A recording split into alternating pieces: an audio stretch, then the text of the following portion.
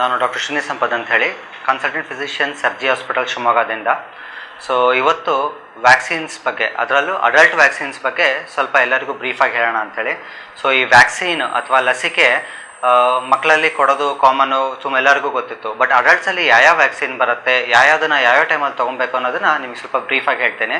ಅದಕ್ಕಿಂತ ಮುಂಚೆ ಈ ಲಸಿಕೆ ಅಂದರೆ, ವ್ಯಾಕ್ಸಿನ್ ಅಂದರೆ ಏನು ಅಂತ ನೋಡೋಣ. ಸೊ ಈ ವ್ಯಾಕ್ಸಿನ್ ಅಂದರೆ ಏನು ಅಂದರೆ, ಕ್ರಿಮಿಗಳಿಂದ ನಮಗೆ ರೋಗ ಬರುತ್ತೆ. ಸೊ ಈ ಕ್ರಿಮಿಗಳು ವೈರಸ್ಸು, ಬ್ಯಾಕ್ಟೀರಿಯಾ ಯಾವ್ದಾರು ಆಗಿರ್ಬೋದು.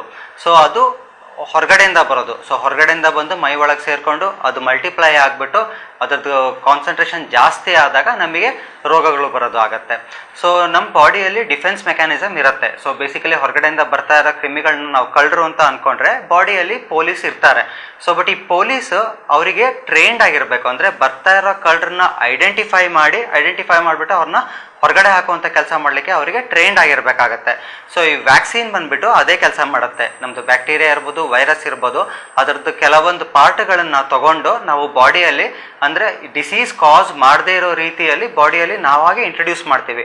ಇಂಟ್ರೊಡ್ಯೂಸ್ ಮಾಡಿದಾಗ ಏನಾಗುತ್ತೆ, ನಮ್ಮ ಬಾಡಿಯಲ್ಲಿರೋ ಇಮ್ಯೂನ್ ಸಿಸ್ಟಮ್ಮು, ಅಂದರೆ ರೋಗ ನಿರೋಧಕ ಶಕ್ತಿ ಆಕ್ಟಿವೇಟ್ ಆಗಿಬಿಟ್ಟು ಅದು ಆ ಪ್ಯಾಥೋಜನ್ನ, ಹೊರಗಡೆ ಬಂದಿರೋ ಕ್ರಿಮಿನ ಐಡೆಂಟಿಫೈ ಮಾಡಿಬಿಟ್ಟು, ಸೊ ಅದಕ್ಕೆ ಗೊತ್ತಾಗತ್ತೆ ಈ ಕ್ರಿಮಿ ಬಂದರೆ ಈ ಥರ ಅದನ್ನು ಹೊರಗಡೆ ಹಾಕಬೇಕು ಅಂತೇಳಿ. ಸೊ ಅದನ್ನು ನಾವು ಸ್ಮಾಲ್ ಡೋಸಸ್ಸಲ್ಲಿ ಸ್ಟಾರ್ಟಿಂಗಲ್ಲಿ ಟ್ರೈನ್ ಮಾಡ್ಕೊಂಡಿರ್ತೀವಿ.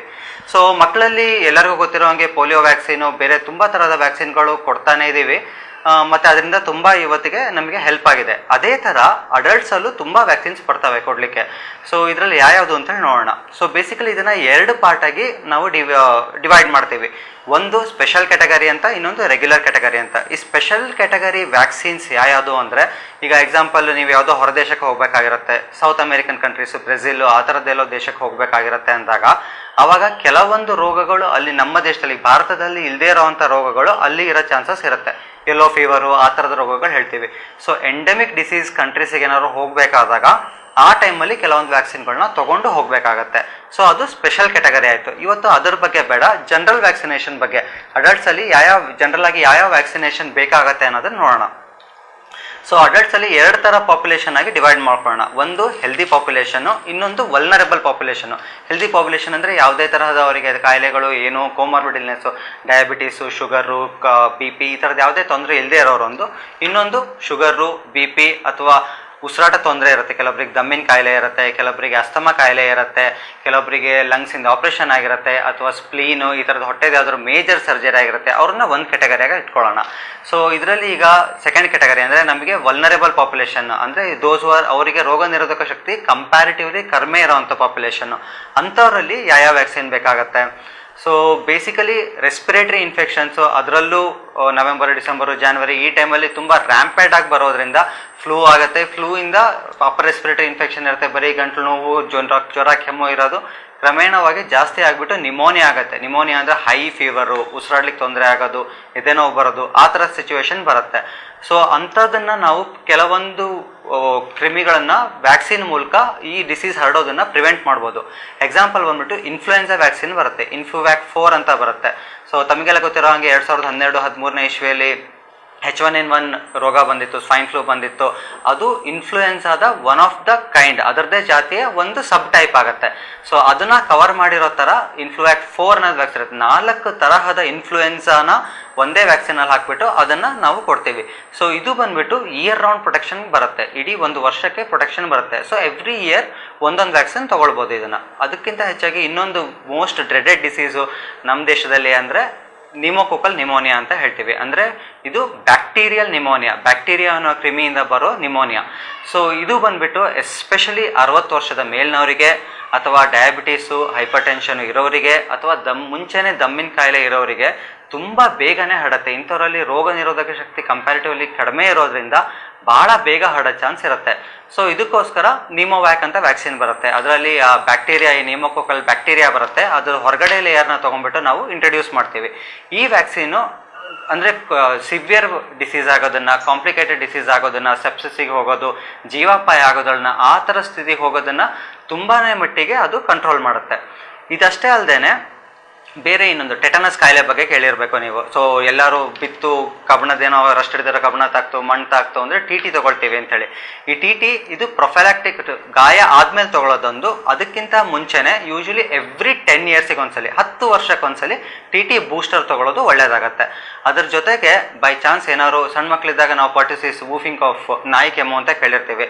ಅದು ಡಿಪ್ತೀರಿಯಾ ಅನ್ನೋ ಒಂದು ಬ್ಯಾಕ್ಟೀರಿಯಾದಿಂದ ಬರೋದು. ಸೊ ಅದರ ವಿರುದ್ಧನೂ ಕೂಡ ವ್ಯಾಕ್ಸಿನ್ ಇರುತ್ತೆ. ಸೊ ಅದನ್ನು ಟಿ ಟಿ ವ್ಯಾಕ್ಸಿನ್ ಜೊತೆ ಕಂಬೈನ್ ಮಾಡಿಬಿಟ್ಟು ಯೂಶ್ವಲಿ ನಾವು ಈಗ 1980 ಇಸ್ವಿ 85ನೇ ಇಸ್ವಿ ಮೇಲೆ ಹುಟ್ಟಿರೋರಾಗಿದ್ರಲ್ಲಿ ನಮ್ಮದು ನ್ಯಾಷನಲ್ ಇಮ್ಯುನೈಸೇಷನ್ ಶೆಡ್ಯೂಲ್ ಮೂಲಕನೇ, ಗೌರ್ಮೆಂಟ್ ಮೂಲಕನೇ ಎಲ್ಲ ಮಕ್ಕಳಿಗೂ ಕೊಟ್ಟಿರ್ತಾರೆ.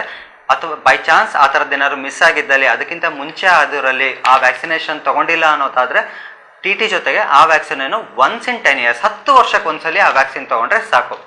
ಸೊ ಕಮಿಂಗ್ ಬ್ಯಾಕ್ ಟು ಇವಾಗ ಇನ್ನು ವೈರಲ್ ವ್ಯಾಕ್ಸಿನ್ ನಿಮೋಕೊಕಾಯಿ ಆಯಿತು, ಅದಾಯಿತು. ಮತ್ತು ಹೆಣ್ಮಕ್ಳಲ್ಲಿ ಒಂದು ಸ್ಪೆಷಲ್ ಕ್ಯಾಟಗರಿ ಬರುತ್ತೆ. ಅವರಲ್ಲಿ HPV ವೈರಸ್ ಅಂತ ಬರುತ್ತೆ, ಹ್ಯೂಮನ್ ಪ್ಯಾಪಿಲೋಮಾ ವೈರಸ್ ಅಂತ ಬರುತ್ತೆ. ಇದು ಗರ್ಭಕೋಶಕ್ಕೆ, ಸರ್ವಿಕ್ಸಿಗೆ ಇನ್ಫೆಕ್ಟ್ ಮಾಡುತ್ತೆ. ಇದರಿಂದ ತುಂಬ ಜನಕ್ಕೆ ಗರ್ಭಕೋಶದ ಕ್ಯಾನ್ಸರ್ ಆಗೋ ಸಾಧ್ಯತೆಗಳು ಇರ್ತವೆ. ಸೊ ಇದಕ್ಕೆ ಪ್ರಿವೆಂಟ್ ಮಾಡಲಿಕ್ಕೂ ಕೂಡ ವ್ಯಾಕ್ಸಿನ್ ಅವೈಲೇಬಲ್ ಇರುತ್ತೆ. ಅದು HPV ವ್ಯಾಕ್ಸಿನ್ ಬರುತ್ತೆ. 16 ವರ್ಷದ ಒಳಗಿನವರಲ್ಲಿ ಆದಲ್ಲಿ ಇದು 1 ಡೋಸ್ ಬರುತ್ತೆ, 16 ವರ್ಷದ ಮೇಲಿನವರಾದಲ್ಲಿ 2 ಡೋಸ್ ತೊಗೊಬೋದು. ಸೊ ಈ ಥರ HPV ವ್ಯಾಕ್ಸಿನು ಮತ್ತು ಇನ್ಫ್ಲೂಯೆನ್ಸಾ ವ್ಯಾಕ್ಸಿನು ಮತ್ತು ನ್ಯೂಮೋಕೊಕಲ್ ವ್ಯಾಕ್ಸಿನು ಜೊತೆಗೆ ಟೆಟನಸ್ ಮತ್ತು ಪರ್ಟುಸಿಸಿನ್ ವ್ಯಾಕ್ಸಿನು, ಇದಿಷ್ಟು ವ್ಯಾಕ್ಸಿನು ಅಡಲ್ಟ್ಸಲ್ಲಿ ವೆರಿ ಎಸೆನ್ಷಿಯಲ್ ಆಗಿ ಅವೈಲೇಬಲ್ ಇರುತ್ತೆ. ಎಲ್ಲದನ್ನು ಅದನ್ನು ತೊಗೊಬೇಕು ಅಂತ ರಿಕ್ವೆಸ್ಟ್ ಮಾಡ್ಕೊಳ್ತೀನಿ.